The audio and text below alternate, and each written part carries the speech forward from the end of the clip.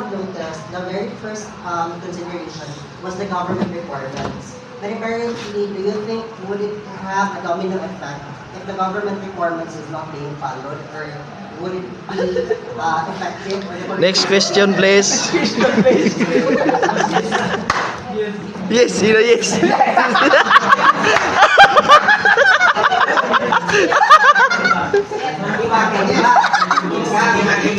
Yes.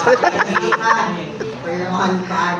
So, anong mga sa first consideration ng government requirements? Which in fact, muna yung first question. Ano nasa first consideration ng government requirement? Letter B. Ano sir? Ano sir? Pinakaunang magulo ang government. Hindi man ang learning environment, hindi man ang expertise. Hindi man ang Next question, please. Lugas.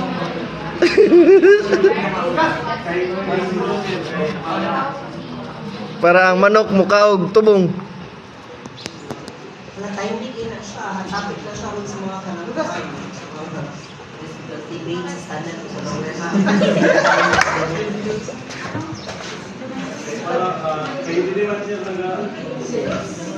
Nagkakaon.